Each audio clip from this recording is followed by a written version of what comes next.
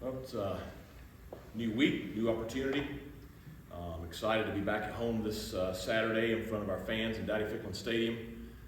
Looking forward to family weekend and looking forward to the opportunity versus Gardner Weeb. Gardner Weeb is a very talented older football team that has had a lot of success. This group won their conference championship last year. They have played very, very well in ball games like this, including the opener this year against Appalachian State. Expect it to be a tremendous challenge. Our players have really responded well the last couple of days. They're determined to continue to push each other to work to improve. None of us are happy with the results of the first 3 games. That being said, they have worked each week to prepare to go into that ball game with an opportunity to win. Disappointed that we did not get things done in the second half this past week against a very good Appalachian State team in order to achieve that goal. At the same time, I continue to be pleased with the determination of our coaching staff and our players to improve each day and to improve each week. So excited about this upcoming week and looking forward to the challenge on Saturday. Questions?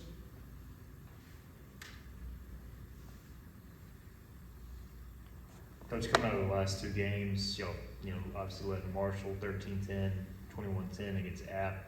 What are some of the biggest learning points as a staff, as players, y'all can learn from what happened in the second halves of those games? Well, I think when you look back at them in a loss, certainly a lot of things get magnified. And I think allowing the touchdown right before the half this past weekend is magnified, because obviously going in 21-10 versus 21-16 is a big difference right there. And so you look at why, and you got to be better on kickoff.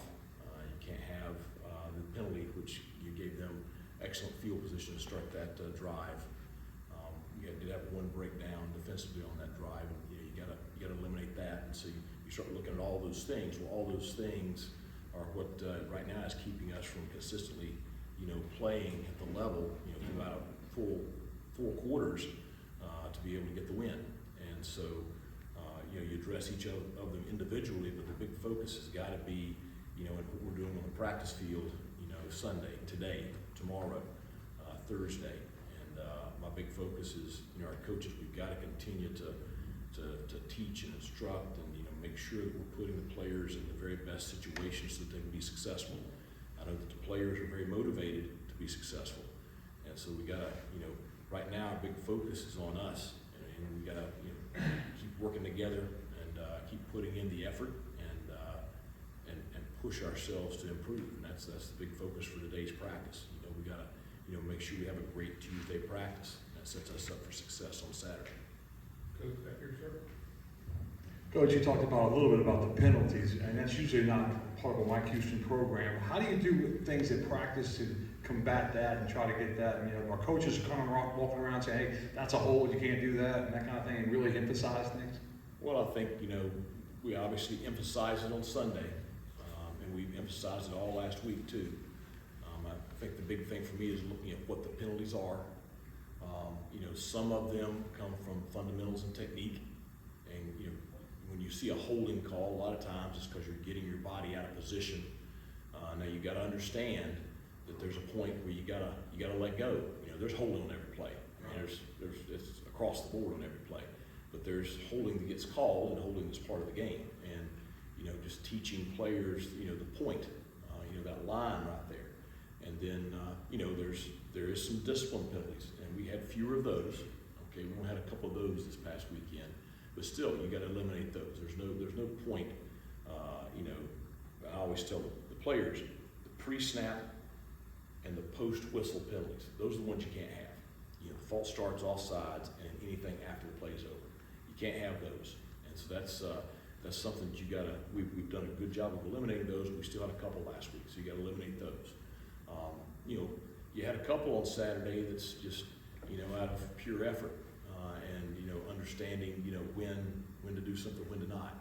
We had 3 intentional grounding penalties on Saturday, and certainly the intent was there to get us out of a bad situation, but there's a way to do it, there's a way not to do it. So yeah, it's addressing all of them individually, and you need to address them all throughout the week with everything you see on tape. And we got to cut down the self-inflicted errors. That's the big thing right now.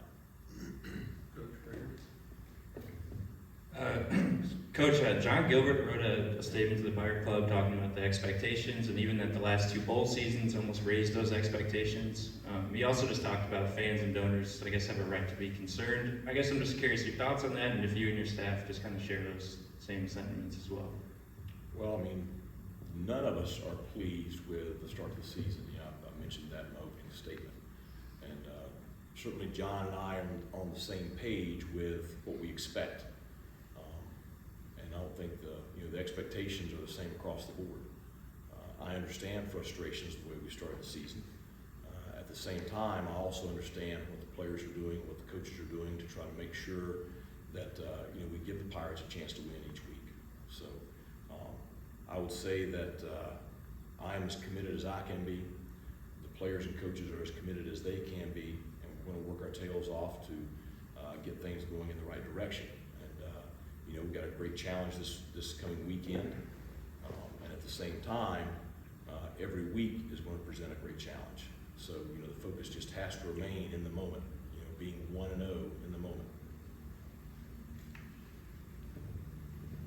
Coach, entering week 4 now of the season, guys are a little banged up and bruised. Just an overall general health update, and then any status on Tyler Savage's recovery.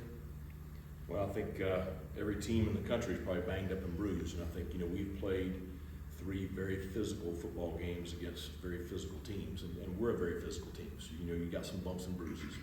That's part of it. The guys are doing a good job with taking care of their bodies and trying to recover each week, and I think our athletic training staff's doing an outstanding job with recovery with some of our long-term guys. You asked specifically about Tyler. Tyler's probably still a few weeks away, and I hate that he's in this situation, but that's just one of many guys that are dealing with some stuff. I've noticed Brock Spalding's been playing a lot on the outside. What is your evaluation of his play so far? And also, do you think he's versatile enough to where we might see him at the slot as well some? Well, actually, he's been playing at the slot and also playing on the outside. So he's been playing both. We've got a couple of guys doing that. So obviously, we do think he's versatile enough that we would not play him both. Brock's a young guy who I think he has a lot to him. The best thing I can say about Brock is just that I trust him. And he's going to make some mistakes every once in a while, but he's not going to make many because he's a pretty smart player. And I think the more opportunities he has, I think the more things he's going to do to help our team.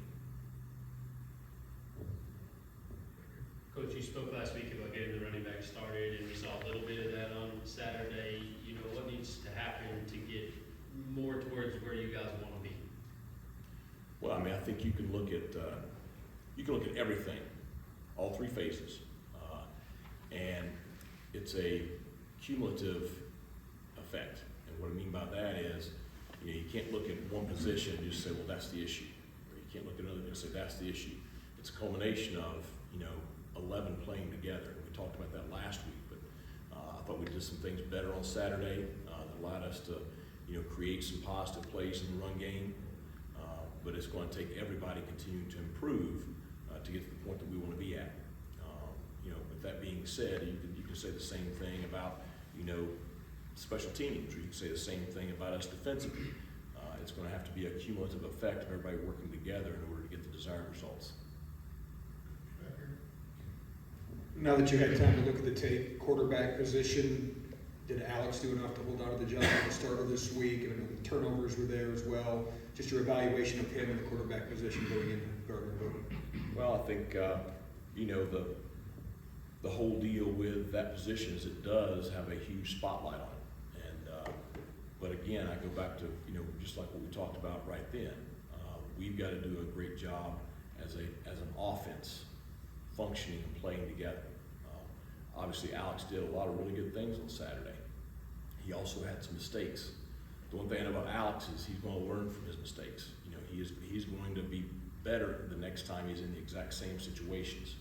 And he came in, watched the film on Sunday, and he's beating his head over a couple of things that went on the field.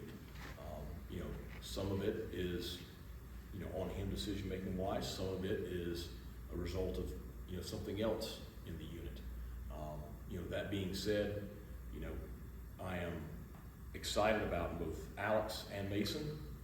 I would expect that they're both going to play big parts in our program and our team down the stretch this year. But both of them will be prepared to go on Saturday, and I would expect both of them to be better the next time you see them on the field.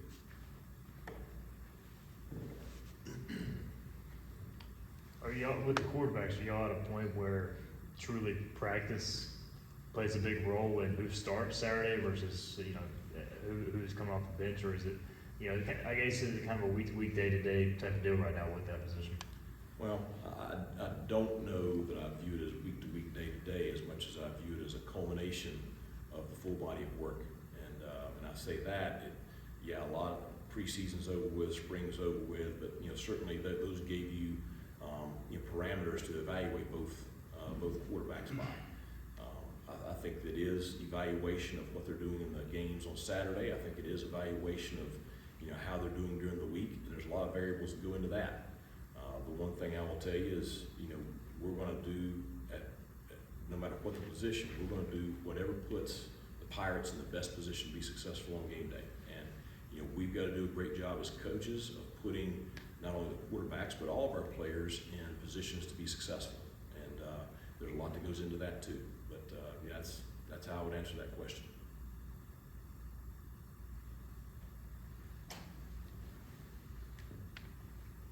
Defensively, your top 4 tacklers are defensive backs right now. Does that say something about what's going on, or is that just kind of how the game's played out? Is that normal for your defensive backs to be your leading tacklers? I think our leading tackler is Mike Edwards, if I'm not mistaken. So, but he's an inside linebacker, which that's pretty typical for your inside linebacker to be your leading tackler.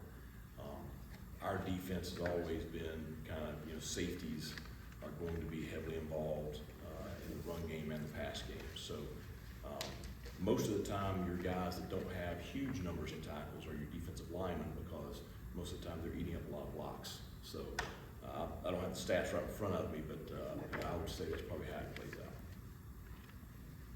Coach Ray? For such a young player, Antoine Jackson, what has he done well, and what is he? Maybe is there something to learn from his play, just such a young age and such a inexperience at this level, and being able to play the way he has? I wish you could kind of show everyone. Not just people on the outside, but players too. Antoine practiced really, really well the Marshall week, and it really was by far his best week of practice since he's got here. When you get here and you're 17 years old and you're a freshman and you've never been in a college football practice and you've never played a college snap, and your only experience is high school and you're away from home, and there's a litany of things you're having to learn how to handle. You're having to learn how to handle the heat, and he's from Miami. They claim it's hotter here than it is down there. Now, the reason they're claiming that is because they're in pads out on the field in the middle of a practice. But you gotta learn how to handle that. You gotta learn how to handle college practice. You gotta learn how to handle class schedules. You gotta learn how to handle the dorm life. You gotta learn how to handle time management. There's so many things that the freshmen have to learn how to handle that a lot of times it keeps them from just functioning. But again, the Marshall week, he had a great week of practice, and they didn't play against Marshall. And the thing that Coach Jules went back to him is, okay, you had a great week of practice. Okay, do it again. Let's be better this week. And he had an outstanding week of practice last week. And going back, I don't know, it was probably a week and a half or 2 weeks ago, and I had a conversation with him. I said, okay, there will be a time where you're going to be on that field playing for us this year. And when you get out there, you can't go out there like a 17-year-old freshman. But the reality is he's a 17-year-old freshman. So that's, you're talking on both sides of your mouth there. I thought he did really, really well when he got in there. I did not think the stage was too big for him. The pick 6, it was a really good defensive call, but I've seen that call several times this year where we didn't make the play. And so I do think there's something to the fact that the moment wasn't too big for him and he made the play. I would say he's got a lot of confidence coming out of that. Now, how does he practice this week? How does he respond to success?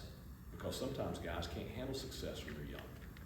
that's, you just don't know. You gotta let them grow and mature, and, you know, the only thing that's gonna, you know, tell the tape is gonna be time.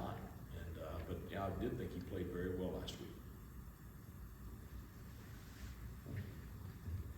Gardner Webb, their offense is a challenge, kind of a different beast. So walk us through trying to simulate that in practice this week and how difficult that can be.